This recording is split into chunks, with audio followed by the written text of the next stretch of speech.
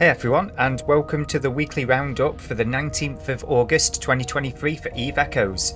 In these videos we go through the week's news and follow it up with, of course, the developer Q&A. This video is a little bit later than usual, that's because I had to wait for a copy of the Q&A.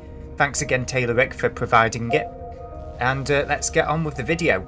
So, as many of you are probably aware, the game has seen its anniversary update. We now have Cobalt Edge expansion and a whole new splash screen to go with it. Now, what is Cobalt Edge exactly? Cobalt Edge is an entire new region that we get to explore, but we don't get to explore it through traditional stargates. Instead, the only way in and out of this particular region, excluding one constellation, and we'll get to that bit in a minute, is via wormholes and a wormhole transit system, as it were. I'm not entirely clued up on all of this, but we have constellations that are connected. The constellations themselves, their solar systems, are connected by stargates, but the constellations can only be accessed externally via these wormholes. So it's a nice form of exploration. You can get Sov in there. There's some exclusive loot, some exclusive gas, etc, etc. You know where I'm going with this. But for those of you that don't want to go into these wormholes, we also have the 7-day login rewards that have come with this as a nice little event.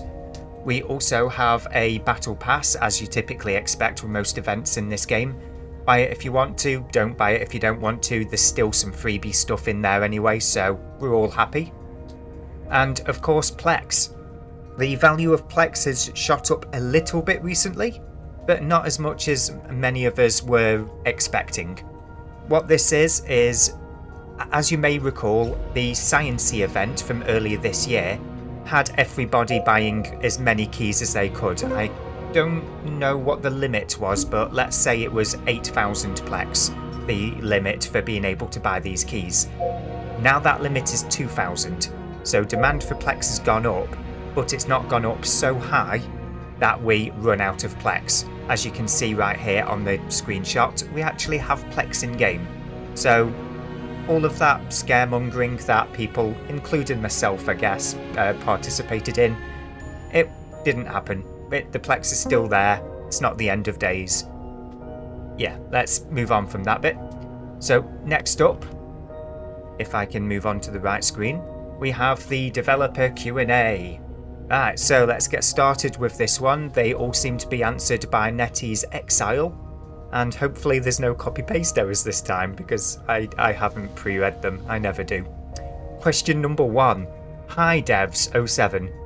Is it possible to develop a module that allows the ability to see how many players are in the next system over and scan a warp gate to show player numbers?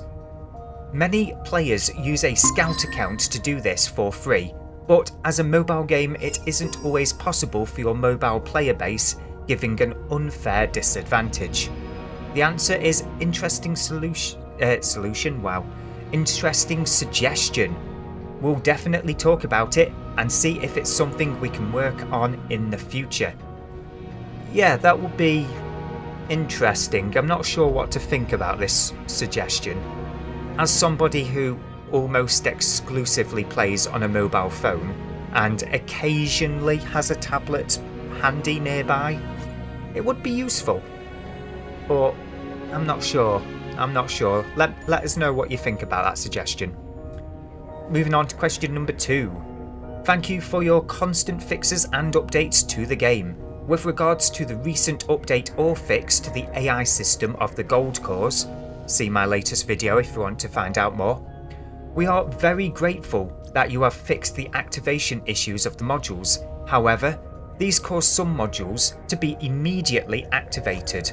Armor reps, capacitor battery, drone amplifier, that cause dips or premature exhaust of available capacitor or waste activation time. Is there any possibility that you could add sliders to tailor the movement of the AI system?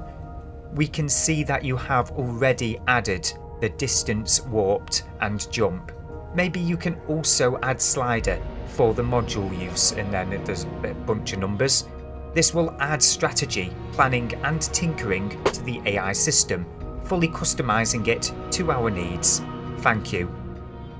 Wow, okay, so basically we want the ability to program the entire macro through the AI. I don't know. Okay.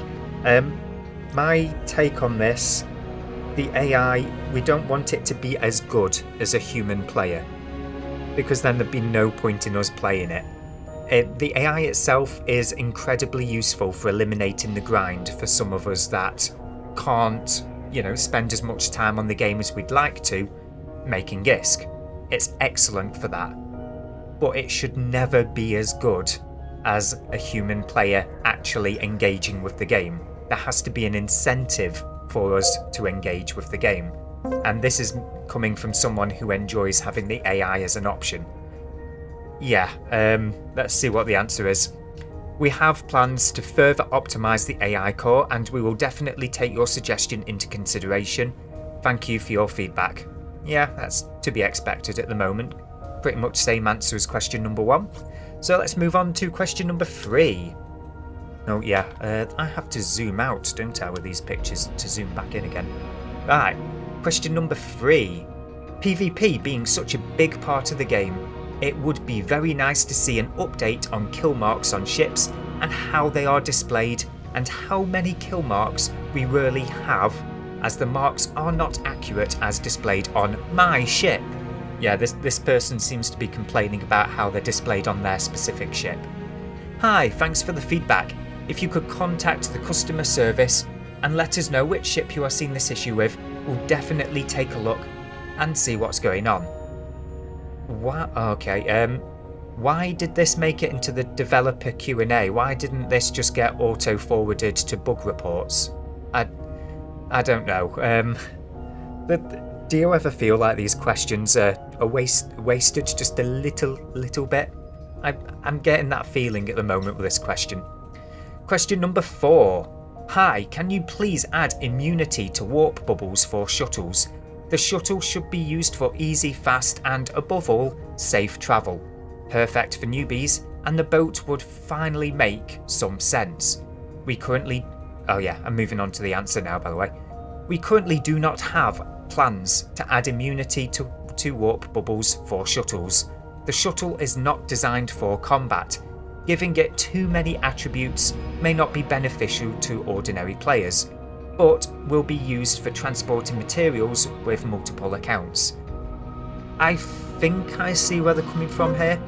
So what the player is saying is, if you're a new player, you haven't hit T7 or 8, whichever it is that unlocks the interceptor.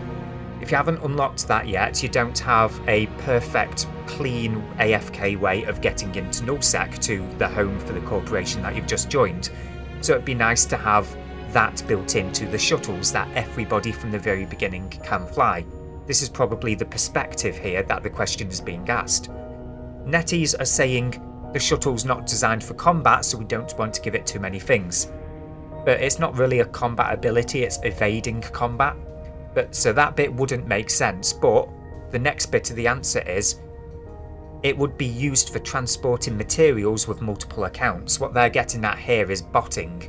They don't want people to have warp bubble immunity straight off the bat with shuttles, because people are going to start botting and moving high value, low volume products like blueprints or something. I'm making a guess here. That's my interpretation of question number 4 anyway. But anyway, that is pretty much it for this week's weekly roundup. We've got ourselves a brand new event with new territory to explore, a few little things to log in for if the territory stuff doesn't really interest you all that much, and a developer Q&A. Thanks again for listening, and I'll see you guys in the next video.